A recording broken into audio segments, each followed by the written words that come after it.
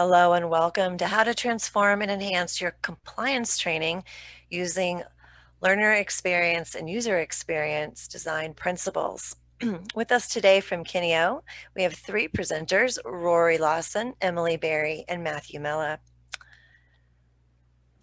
So Rory is an account director working with some of their clients. He's worked as a digital, he's a learning professional and working. I'm just butchering that, aren't I? Start that over. Sorry, Rory. What's happening is you guys are covering up my slideshow and I can't see. So how about we do this? Welcome, everybody. Let's welcome Lori, Emily, and Matthew to this session.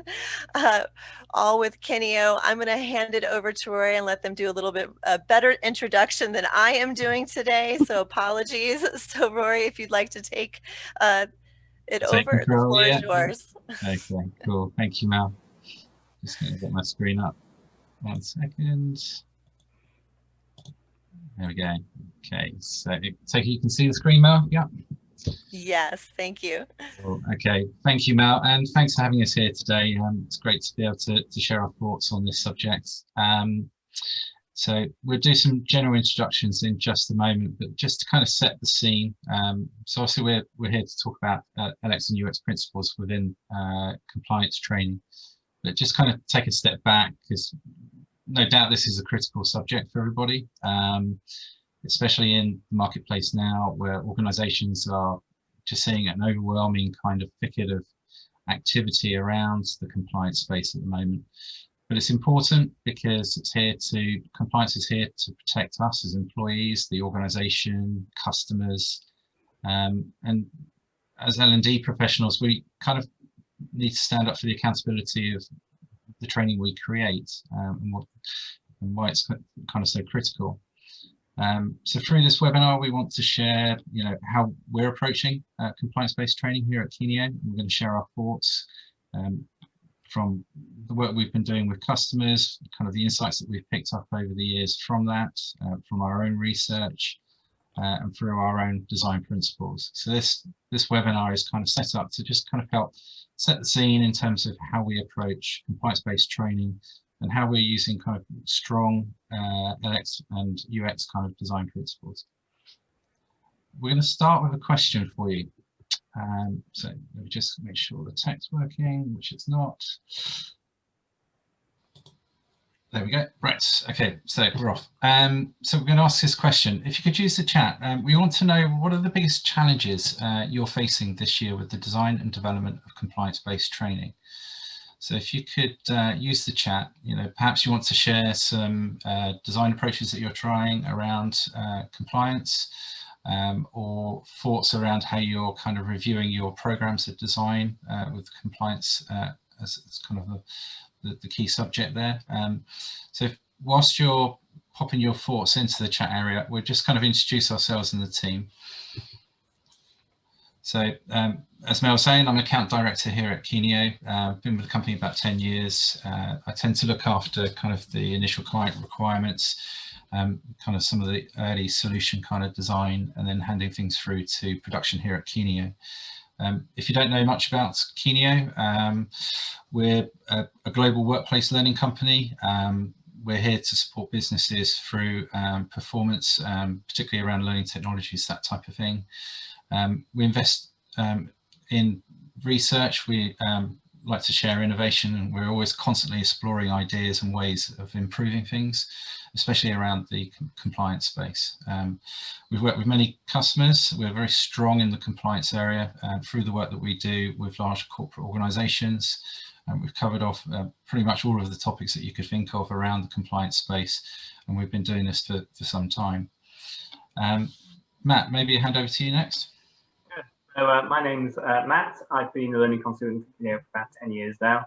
And in that time, I've encountered a lot of different compliance challenges through a variety of different clients from a load of different industries. So really looking forward to sharing some of the insights that we've gained through that today. And then. Hi, yep. So I'm Emily. I'm one of Kineo's learning consultants also. I've been with Kineo since they were relatively young. I think I joined in 2008. It's a real pleasure to be here today to talk about compliance because it's a real area of interest for me. I'm conscious that we've got a really packed agenda, so if we can get straight into it, I'll really quickly summarise what we're going to discuss today. Okay, so here goes. So we all know that compliance training is a must, but historically doesn't get a very good rep. There are so many reasons for this. We all know that, and you know, we'll start to explore those ideas in our webinar. Specifically, we want to look at the kind of the pain points that learners and organizations are facing with compliance training, how we can support a workplace culture everyone wants to be part of, how we can take a more human approach to design, using things like personalization and design thinking to help the learning resonate with our audience, how we can leverage design patterns to deliver effective and consistent learning experiences, and how we can use data to really track that return on investment that I think has already come up in the chat, you know, and really support those evidence-based discussions. Now, and decisions. I know a lot of this isn't new. We've been talking about this probably for, you know, years and years and years, but we still haven't quite cracked it, I don't think, which is why we're here today, really. We want to just, you know, open up the discussion, hear what you have to say and learn from it, and, you know, hopefully, you know, help inform each other on our way forward.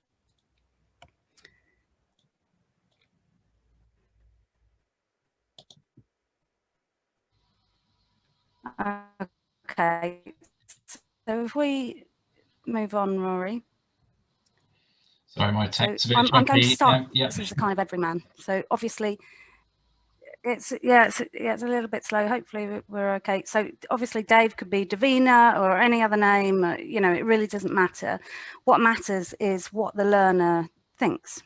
So what does compliance training look like for Dave? First, he gets the job he's really wanted. First day in, things, and it all looks clear and comprehensive. He gets why he's being asked to do this, and he's committed to do it as well. And I think this reflects the fact that people are increasingly seeing the importance of an ethical culture in the workplace and really encouraging employers to focus on values as well as profit. So Dave's really there, he's on that page.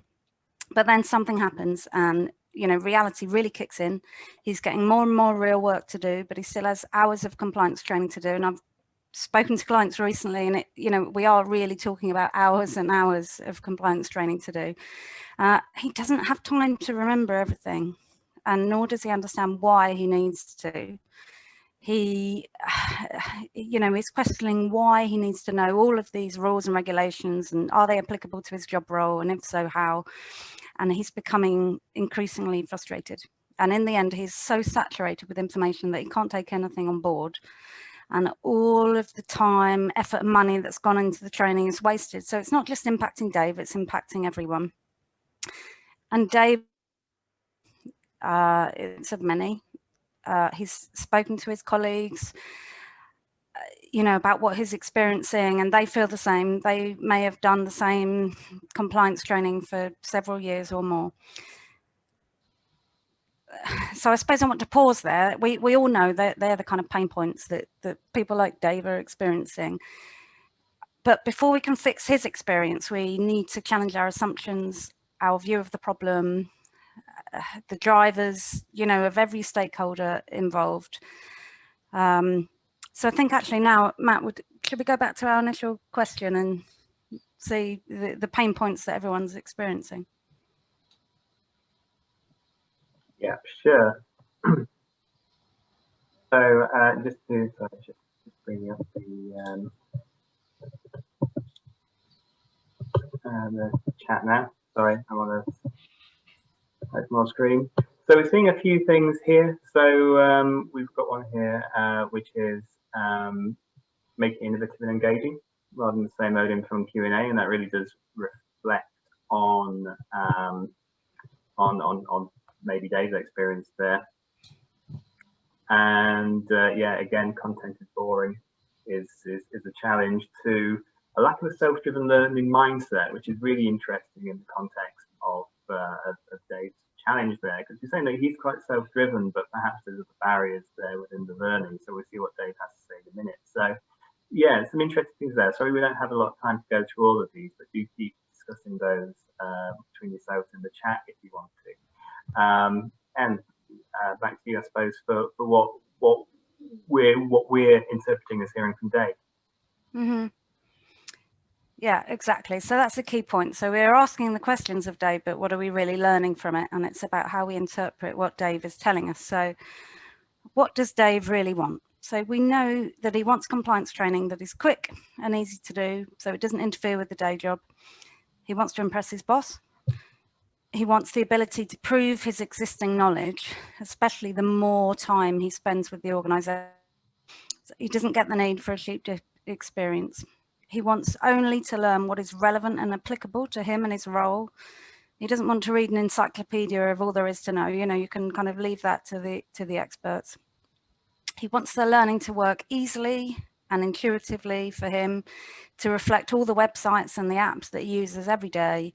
He doesn't want to spend ages just trying to figure out how to, you know, how to use something. He wants help getting the learning to stick. I think that's come up in the comments as well. You know, he's worried he'll never remember everything that he's been asked to learn in a few weeks. He would rather have regular updates about key things to know, you know, throughout the year, and access to support when and where he needs it. And so far, he hasn't had the opportunity to discuss this with anyone, to understand what it means for his organisation or his job role. You know, perhaps typically I'm looking at this from a learner's perspective. So I think, you know, we need to consider the angle of all stakeholders. So Rory, if I hand over to you to look at those, that'd be great. I've come off camera just to help with my broadband speed. So okay, I'll do the same. So okay, so we've learned a lot about Dave there, but when we look at the overall picture in terms of the needs around compliance, there's a lot more kind of stakeholders involved. What we've tried to do here is kind of sum these up into different types of persona. So everything from L&D through to the business and through to, say, policy owners. That each of these people have a different interest or invested interest in the compliance conundrum. So if we take the head of design, for example, they're obviously responsible for the learning design delivery, the content strategy. They're passionate about creating better learning experiences. And perhaps they've been working quite closely with, say, the business and the policy owner, brokering those conversations about how to kind of further the compliance program. I think that for anyone that's in L&D, it kind of stands out, and I've heard this quite a few times with some of our clients, is that the compliance program is one of those training programs that they want to get right. It's one of those programs where L&D are held accountable for it, and everybody sees that program. The business, ultimately, they're accountable for their team. So if we take the head of market here as an example, for our persona, they're really interested in the time that their people are spending doing this type of training. They're worried about how long it takes, and they're perhaps also worried about the lost opportunity that's been spent by the training in terms of how much, say, from a sales growth position, you know, could they be generating sales income? So that they're a little bit concerned about the volume of time. Policy owners, so they're accountable to the organisation, to the regulator. They're very keen to work with everybody to try and further the compliance program, make it better, make it work for everybody. So they're open to collaboration, and they want to kind of take this further forward. Now, from a kind of reflection point of view, we need to ask kind of a question about, you know, what is common? What do they all have in common with one another around the compliance conundrum? Now, if we answer that question, what we believe is that there's a sweet spot in terms of all of their interests, and it's around this: what is effective learning? What makes compliance effective? What does it look like? There's kind of a paradox here, which is kind of there's a different view from each party. Each has a different set of requirements that sometimes kind of contradict each other. So it's trying to get this, kind of leads on to this next question, which is, where do we find the balance between them? Where's the common ground between them in terms of the design that we can produce or deliver for them that brings it all together? So, for example, the policy owner may want to kind of make sure there's enough content in there, that they're covering the right level of ground for the learner, and they may want to kind of build out more comprehensive training. But from a business owner's point of view, they're kind of thinking about it from, well, that's going to take up more time. People are going to have to invest more time into undertaking the learning. So it's kind of not an easy equation to kind of balance sometimes. And the same for the learner. There are different requirements that may kind of take the balance into their kind of position as well. So we really need to kind of understand all of the different stakeholders, all of their different needs, really work together to kind of work out what are the core requirements that could make an effective learning program that solves all of their problems. And then if we take that a step further forward and bring the regulators into the mix, another persona, and look at what they're looking for. Now, what we've seen over recent times is that they're not just looking at a tick box exercise anymore. Completion rates are not the only answer. What they're really looking for is, what is it that the organization is doing that is making that learning really effective, making it work from the learner's point of view, but also what's happening after the training. How is it being used? How's behavior being changed? What's occurring afterwards? We've looked at many articles, this one here by HBR, Harvard Business Review, not so long ago, which called out some really relevant points. One of those was kind of looking at the view from recent case studies where organizations have had a breach, or the regulators have questioned them about the effectiveness of the program, and the prosecutors have looked at the case studies, and organizations have said, well, we've trained everybody, and they've turned around and said, well, no, actually that's still not enough. So they've in this article from the Department of Justice Criminal Division, it gave some very clear kind of statements as to what they were looking for and defined that. And again, as you can see, what comes out is this word, what is truly effective. So the links that we've got in our deck today, we'll share at the end as well, by the way, just so you know. But what we have to do is kind of consider this big picture of requirements and kind of focus around our efforts around defining what is effective and what's not, and what works and what doesn't. And this is what we'll explore a bit more in this presentation today. I'm going to hand over to him now just to kind of talk a bit more about the state of the nation in terms of compliance, if that's okay. Yeah, great. Thanks, Rory. So what we want to do is just think about what's old and what's new, I suppose, because I think in many ways some issues really endure with compliance training and some are relatively new, or we certainly have a different perspective on them. But even in the wake of this challenging year, I think there are compliance opportunities knocking on the door, and there are other things to consider too that you can, you'll see as we work through the next few screens. But if we start with the enduring issues, I mentioned one of them earlier, and that is the sense of compliance being a top-down initiative. It's that let's hit you over the head with a stick kind of mentality, and I think that still prevails. But there are others, such as the paradox, Rory talked about, in terms of the inconsistency in the way that people within an organization work together on compliance, and, working together. Many of you probably feel that, I'm being generous when I say that. I think there are other issues too, which can distract you and tie you up in knots. In a recent, in a bid to respond to complaints about compliance training being unengaging, you can put all your money on things like gamification, which can risk being a frivolity that takes your focus away from the real issues you're trying to solve.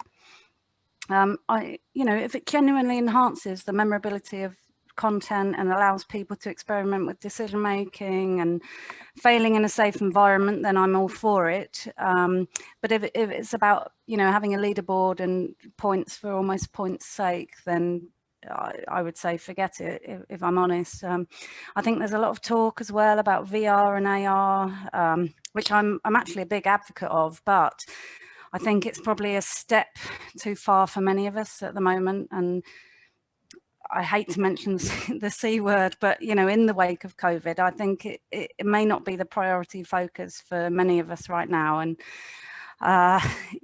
when you think of things from a sort of logistical and financial perspective, and I think for a lot of organizations, who are still yet to go through a potential economic boom, we need to be really pragmatic about how much we do now.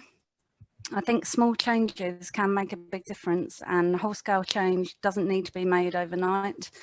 I don't think it should be either, because I really believe that experimentation should be done first to check that it's worth the investment.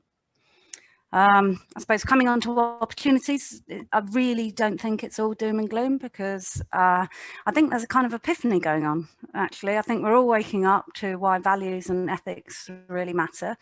In a recent study that I read by Principia and Clifford Chance and others, 97% of business leaders said that they feel a personal responsibility to ensure that their company does the right thing. 92%, I think it was, believe that companies should follow their core values, even if it requires them to sacrifice, sort of financial returns. And it's not just about doing the right thing either. Ethics is now seen as key to operational sustainability and having a competitive advantage. And thinking back to Dave, if your people all commit to making a positive difference, this will just boost staff motivation and lead to an increase in productivity and efficiency. So, it's a win for all of us. And I think compliance planning, continuity planning has been under the spotlight a lot lately. Least of all, our governments have been through it. But COVID has also greatly accelerated changes regarding issues such as, working patterns, things that I think were actually long overdue. So we know that there are risks associated with remote working, flexible working patterns, and all of these things. When you think about things like health and safety, mental health, well-being, bullying and harassment. But we will clearly see ongoing transformation, more trusted data, and interest in sustainability and continuity moving forward. And the flexible working patterns, I think, will almost certainly open up opportunities for people who, for a variety of reasons, when we're just not able to work 9 to 5 in an office previously. And the extra time some of us may have had to think lately may also have given us room to think about changes we would like to see in our compliance training and to reinvent it. Perhaps the frequency with which you have, delivered your training has changed, or the way, that you have delivered it has changed. And you're more comfortable with that now. And I think that alone could have a big impact on your learners, as well as the organisation as a whole, in terms of time, effort, cost, and so on. But what was once an annual delivery of content may now be every 2 years, and that's okay. The sky didn't fall in, and everything is still on track. We're doing okay. So I think we'll learn a lot from our experiences. And finally, so if we look at cost and quality, penultimately, if we look at cost and quality, we all know compliance training is expensive. So I was talking to a large multinational recently, and they said that they'd spend millions of pounds a year purely on just creating their compliance training, let alone the cost of, having 100,000 employees completing it. And then there's the time spent tracking and analysing regulatory change and publishing the findings, and the time spent with audits and so on. But I do believe that cost shouldn't be at the sake of quality. Obviously quality is a complex thing. It means different things to different people. But if you look at it from Dave's point of view, it is really about a piece of learning that's relevant, timely, easy to access, easy to work through, fairly quick to complete. Not meeting those expectations could mean that the learning is remembered for all the wrong reasons. And I don't think you have to spend a lot of money creating a quality product, but I do think you need to know what quality means for your learners and all of your stakeholders, and ultimately know, or at least be prepared to experiment with the kind of training that will support the needs of the business quickly and efficiently, while also, making the learning stick, in the minds of your learners. And then when it comes to delivery, what I mean is the end-to-end learning journey that's experienced by your employees. So that's from the initial comms that goes out to advertise your training, right through to what happens once they've completed it. And I've received emails in the past notifying me of mandatory training that I need to complete, which is, either terrifying because it emphasizes, the threat to the business if I didn't comply, or it's the opposite thing, really. It's banal, and I don't get what's in it for me or why it matters at all. And employees have to know the why. Employees have to know the why and the what to engage in an issue and avoid making a breach. Then you can have the learning itself, which isn't always intuitive, impactful, or an efficient use of time. And we're going to look at that in a moment, so I won't linger there. But one thing I wanted to touch on is what happens after the rollout of the training, because I think that's equally important. And we're big advocates of keeping the learning fresh in a number of ways. So, sending out nudges with key sort of just-in-time, bite-sized reminders, refreshing the learning on a regular basis. I'm not sure how much that happens, if I'm honest, unless there's a real sort of need from a regulatory perspective. Timing initiatives with current events to make it even more relevant and meaningful for your learners, and involving line managers. And again, this is a key thing for me. So sparking team debates, actually keeping the discussion going after the learning has been released, that kind of thing. And the key point is, don't set it and forget it. Keep it alive, current, and as much as part of the workflow as possible. Very quickly, so we've already touched on culture and ethics, but for me, it's a massive part of compliance. Another client I spoke to recently said compliance training isn't necessarily about behavior change. And to be honest with you, I nearly fell off my chair when they said that, because it's the kind of thing Kineo themselves have said in the past. But in fact, I really agree with their rationale. Of course, we want to change behaviours. That is, help people do the right thing at the right time. We can't train people on every single situation they might encounter and every single behaviour we want to see. We can only prepare them to think and behave in the way that we would like them to if a given event occurs. I suppose even that in itself feels wrong to me. It sounds wrong because in the field of psychology, compliance means to change your behavior because someone else has told you to do so. It's you choose to comply. So yeah, now I'm even thinking compliance is completely the wrong word, actually, that we should be using for our mandatory training. We want people to make the right decision because they want to, not because they're told to do so.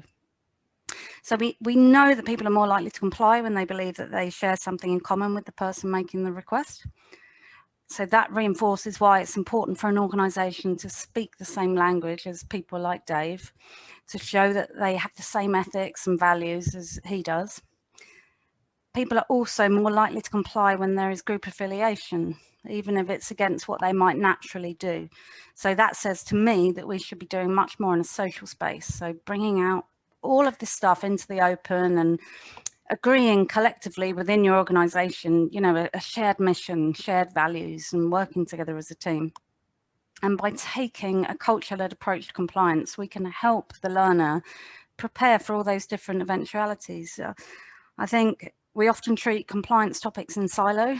So instead of joining them up and focusing more on just doing the right thing, they're individual topics, and quite often we bombard people with all of them at once. Whereas if we brought all of those issues to life through multifaceted scenarios, which are reflective of real life, I think we'd have more success. I think the focus should be on unease and being vigilant, using your critical thinking skills, maybe having different flavors of topics that you focus on throughout the year, might help, so you're not drowning out the messages by just saturating people with loads of content. I think compliance is everywhere. It's very varied, it's complex, it's disparate, and I think that's the challenge really for us in L&D, because we can make it appear less like that when we align all of these issues with our overall strategy, purpose, and our values. And this makes the path to doing the right thing clearer and more intuitive, and it builds trust and loyalty among our employees and ultimately with our customers. Next slide, please, Rory. There you go. Thanks. So we know some things aren't right. We know that we need to fix or start to fix the problems we encounter. We know that there are also opportunities that we can start to home in on, but how do we do this? There are many different methodologies we can draw on.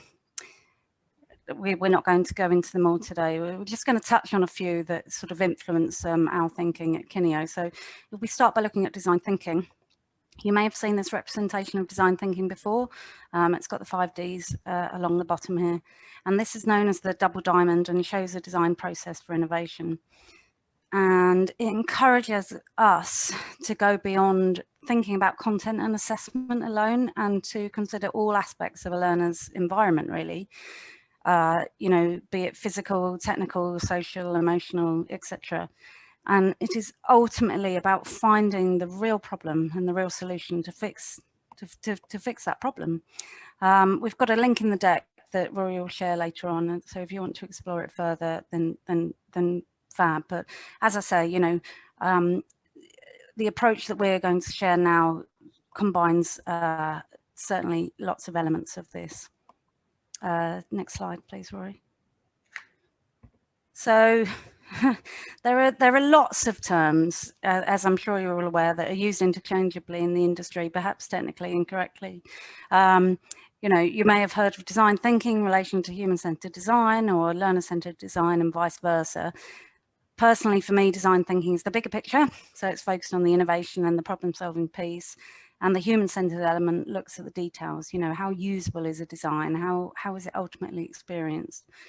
And a human-centered approach to design sounds, it's almost painfully obvious, isn't it? Because of course, everything should be human-centered. Of course, that's going to help us innovate in the right way. But for us, it really means putting people, and that's all of the people that we're designing for, at the heart of, what we're doing, our processes, and our way of thinking. And it's an iterative approach that makes feedback just absolutely critical to how a solution evolves. So it encourages us to spend time really defining the problem we're trying to fix, to think big, put ideas out there, try them out, because we really believe that it's only by doing that that we understand their strengths and weaknesses, really. This cuts across our approach to all types of learning, not just compliance. But for me, it's particularly relevant for compliance, because what is compliance really if it's not about a desire to protect yourself, your colleagues and your organization? There are so many multiple human factors at stake. And I think a lot depends on, your understanding of how humans behave. So very quickly, Rory, I'll just sum up on the next slide. So we're coming on to learning experience design because I guess it's more specifically related to what we do in instructional design. So it really emphasizes the importance of creating learning experiences that place a learner front and center of the solution. So it draws on many things: user experience design, cognitive sciences, analytics, interface design, all kinds of things, as well as other methodologies like Agile and Lean. But it's obviously closely related to design thinking and human-centered design as well.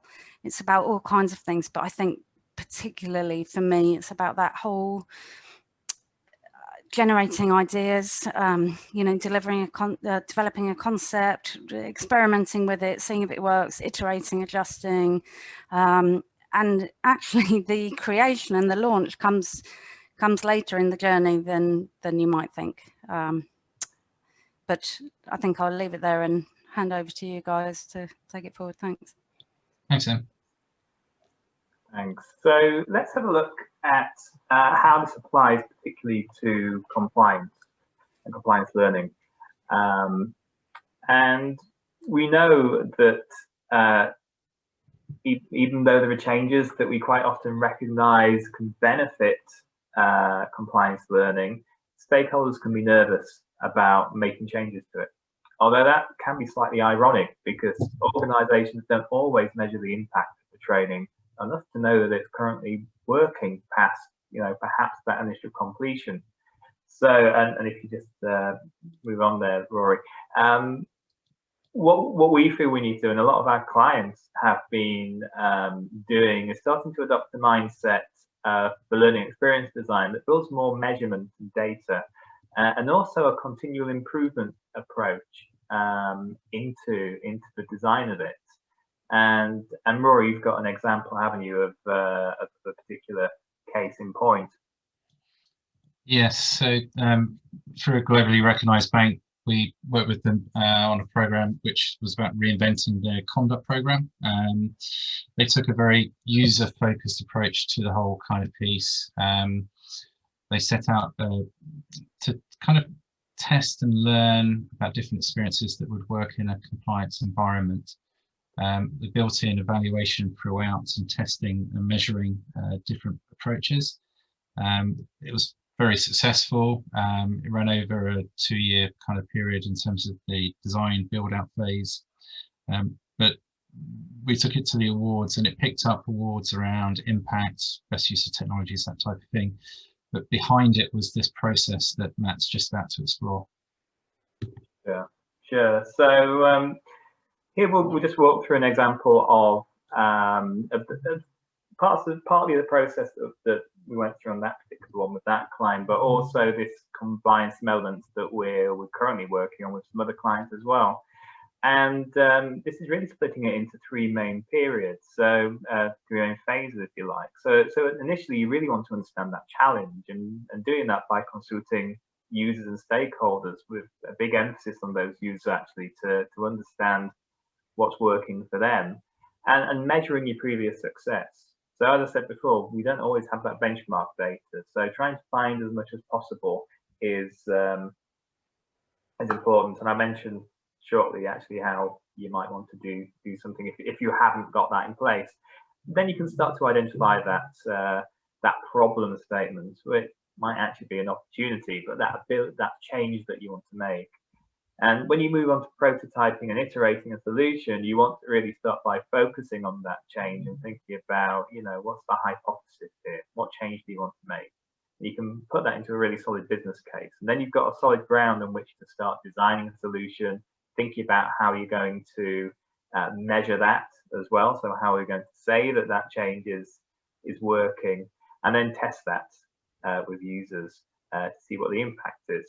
And once you've been through that process, you've got, and this is borrowing from lean and continuous improvement kind of methodologies, you've got that pivot point there where you can decide whether you want to scale up and kind of go big, perhaps go from a small test group to a full organization rollout with this new approach, or you might want to revise it.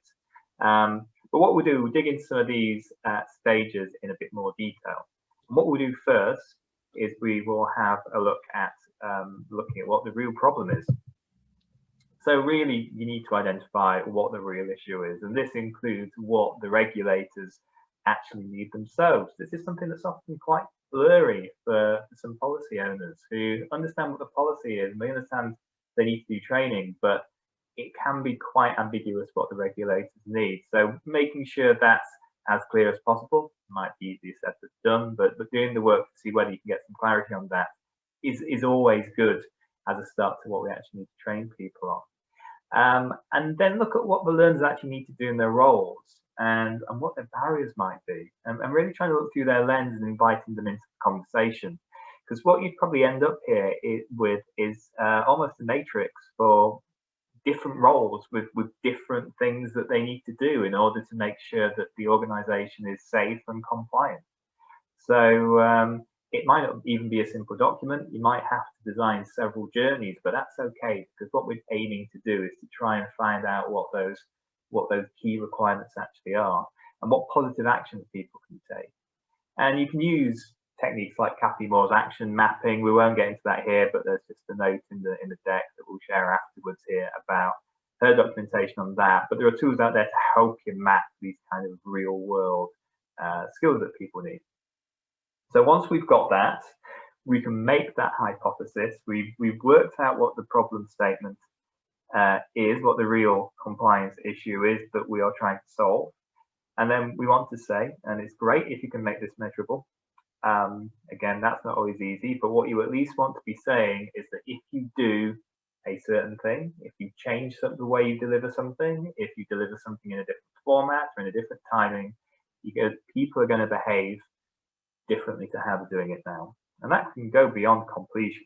That can be thinking in terms of them actually behaving in a different way in the actual job 1 year, 2 years, 5 years from now. You know, it can be really based on the real learning outputs there. And there, you know, don't always feel that you need to make a grander innovative change. You could be suggesting that you just do something small in order to have a big impact. So once you've got a hypothesis, you can then start to prototype solutions in order to make that change. And do consider this an experiment. So experiment sounds a bit dangerous in terms of something as weighty as compliance, but you can test before you roll this out. This is what we're saying. You can test on a small level before you roll it out. And you want to think about, to do that test, what's your minimum viable product, really? And this is something we're doing with a lot of clients, actually, doing something that is a core set of features that we can put, you know, the minimum amount of investment into to get this in front of users, to test, to prove that this has a difference. And you know, that focus on users is all the way through this process. So it includes in that prototyping, and it also includes, you know, making sure that you test as much as possible. Now, after prototyping, something to really consider is the user experience design of this. So something that we find, if you just move on to the next slide there, Rory, something that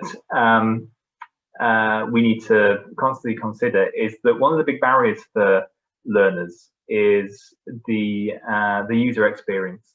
It's not necessarily the content or even the delivery of it, but the fact they get tripped up by things like not knowing when the course is complete.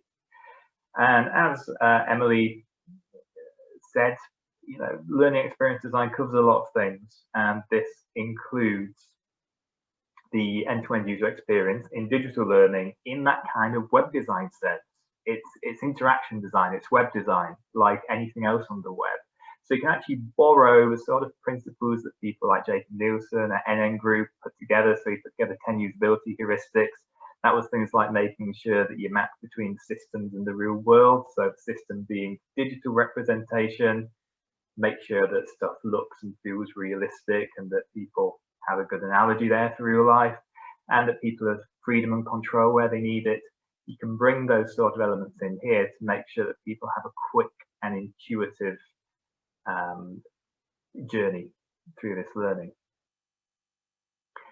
And if you bring that all together, you've got everything built nicely, you're then on to testing that. And you can move on, Rory. And judging whether that's a success. So this measurement, two things: think about the size of the group and the composition of the group that you want to test with. You should have defined that measurement criteria at the start, so you should be designing for measurement from the beginning, really, to kind of make the case. This is part of your business case in a sense. and getting people who are representative of the user, of your actual users there, but also the time frame over which you want to test this. So you could just test it and try and find out whether people like the training. But actually that might not be enough. And what we normally like to see is some indication this is transferring into the real world and transferring into into behaviors. So if we can build that in, that's great, but that test period might be longer. It might be that you test something A/B.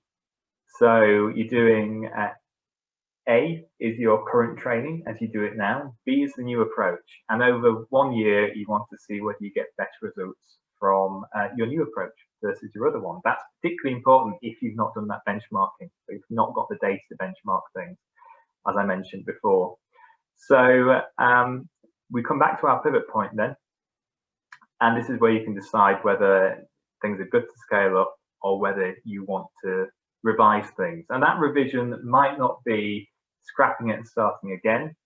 Your measurement and the feedback that you get from that might tell you that you just need to tweak that UX. So it's going back to that implementation point. But it might tell you that you need to go, you need to go back to the hypothesis stage and look at different hypotheses in order to solve that initial problem. But what you've done here is managed to do that test before you've taken that big commitment to scaling up. And that's something that we have found most effective in driving change for a good number of our clients in such an important area for so many organizations. So just to close off before we look closer at that data, we'll just go to the next slide, Rory, and look back at finding that balance. So what we're doing, as we probably alluded to, is testing some different compliance approaches across the projects. We're also doing some testing internally to really benchmark the effectiveness. And of course, the features that you build into your solution will depend on your compliance problem. It's going to be different for each. But what you might find is that some approaches particularly appeal to different stakeholders. And even though you are, we are really trying to cater the learning experience itself, but the people doing it, which is the learners, there are certain features that you can build in to really accommodate the needs of everybody. So, for example, the L&D head who we've got there might be particularly wanting to progress learning as a thing within the organization. So features such as better personalized and adaptive learning journeys, not only good for the learner, but also good for that gradual improvement. The business might be a bit worried about the amount of training that's being done for everybody. They might feel that kind of sheep dip type approach is taking up too much time. So putting test outs in there where people can do a test to make sure they only get the training that they actually need, that's going to appeal to the business. And again, more in-depth scenarios might appeal to your policy owners. So you can put together a good human-centered approach that that really caters to everybody and finds that kind of balance of effectiveness by exploring how different human-centered features really play to those different challenges. So that's a quick tour through that approach. What we'll do next is talk a bit more, particularly on that point of data. So that's back to you, Rory. Thanks, Matt. So we want to look at this from a lens of data-driven learning design. So kind of testing what works and what doesn't work. So we're going to just kind of focus there for the moment. Maybe use the chat as well if you can to just let us know if you're gathering data and if you're using it to inform your design decisions as well. And we'll try and circle back to this in a moment just to kind of see what you're doing. So if we kind of define a data-driven approach, and what we mean by this is that data-driven learning design means using data when making design decisions. So this is kind of at the point where you're thinking about doing something and how well informed you are with what you're about to do. So it's about gaining those insights into your audience's behavior and measuring their experience whilst they're actually undertaking, you know, from within the learning itself. So what we want to do is kind of understand the patterns of behaviour that are going on whilst using the course, or the pathways they're taking, or the interactions they're kind of using at that point in time. And we're using this information also to help us understand, of course, the impact of likelihood of behaviour change from undertaking the learning.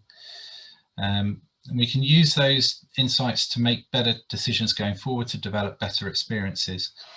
And they also help us as L&D professionals inform some of the conversations that we have with, say, the business, the policy owners, and so on, because we have the evidence of what is working.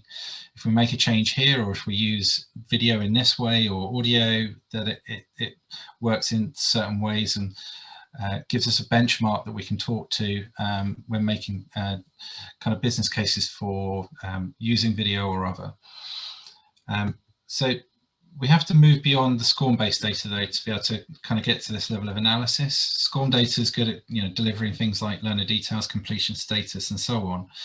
And what we really need to get to is kind of like the Google Analytics of learning. Now, there are services, there are ways now that we can look at what that behaviour is whilst the learner's going through the course, and we can provide good analytic data around that, and we can start to think of things like measuring the learner activity within the experience, identifying the issues that they might be experiencing. We can measure the type of content value, almost, in terms of what learners are interacting with the most, or the questions that they go back to. We can sort of measure that through content value.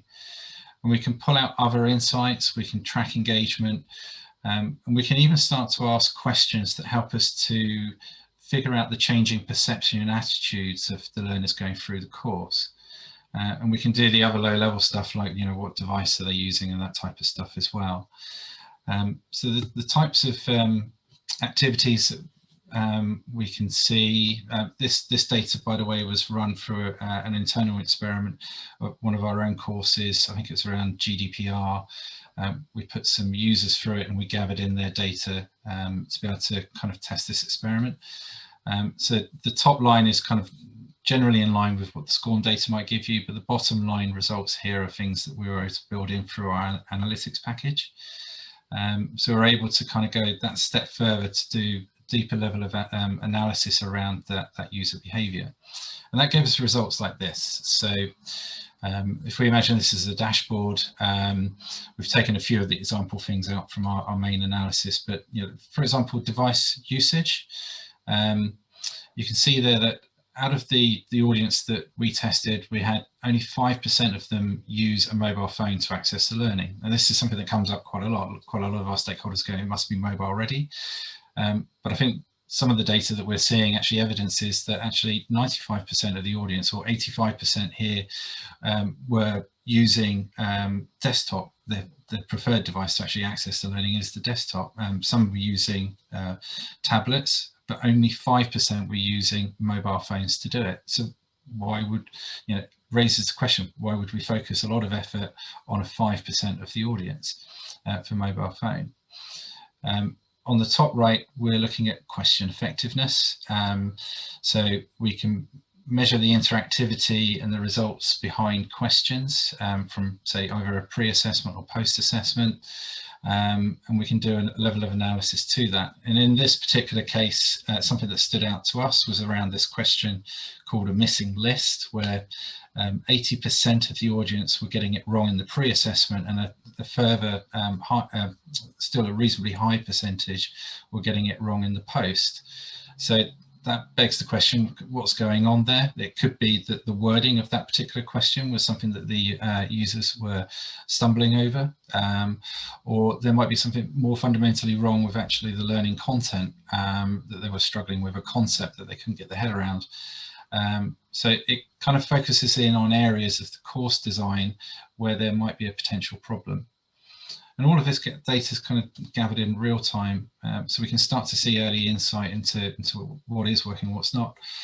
The bottom left one is a pre and post assessment piece. And it kind of working on the basis here with the results here, where learners are actually acing the assessment.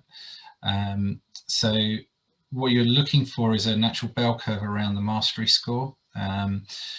What we saw here with the green line is that in the assessment at the end, everyone was acing it. So this could allude or kind of predict that actually learners are finding the subject, they know their stuff, they're finding it easy. So perhaps there might be a different assessment strategy that's needed for the future design of this particular subject. Maybe we just let them test out at the beginning, and we could say, based on past results, this is what was happening. So, let's just let them do that. The last one is this more difficult one. We're using something that we use from an evaluation strategy, which is kind of assessing perceptions.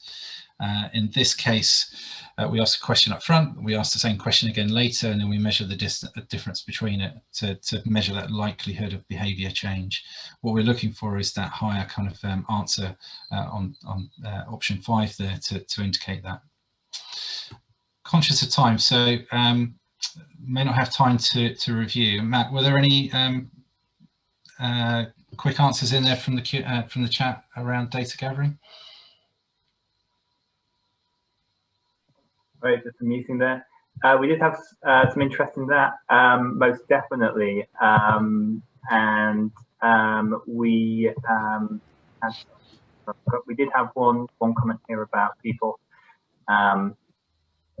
saying that they've got trouble getting the business away from completion rate data, which is something that we really do see, and another comment there as well about gathering some data but it feels very Kirkpatrick level 1 at the moment. So a lot of people still on that data journey, really. Okay. So Em, can I ask you to kind of just summarize a few things for us to close out the webinar? Yeah, I think it's really interesting. Actually, I think we've covered a lot of ground, but actually the comments that have been coming through in the chat have really just sort of cemented my feeling that there's still so much to be said on this subject. We at Kineo, we're going to be doing much more on this, so we're going to follow up the webinar with a white paper and working demos that we can actually share with you. So just kind of watch this space, really. I think in the meantime, key takeaways for me are very much on that human-centered approach to compliance, being brave with experimentation, but also not putting too much pressure on yourselves at the same time. We really recommend starting with your future vision. So, thinking about where you want to be, what's stopping you from getting there, getting under the skin of your audience, putting them really front and center, building in the needs and wants of all of your stakeholders, designing for the problems that you collectively agree that are shared. But yeah, I keep coming back to it, but in my mind, it's key. So, envisage your ambition as, the changes you want to make to compliance as a journey. So some of the bigger changes you want to see can be a point of destination. Otherwise, I just think you can get so overwhelmed by the challenge that you end up doing nothing, which is what none of us want. I think about what can you do now, even if it's small changes, because small changes can make a big difference. And experiment, try things out. Don't try and do things whole scale overnight. Live and learn.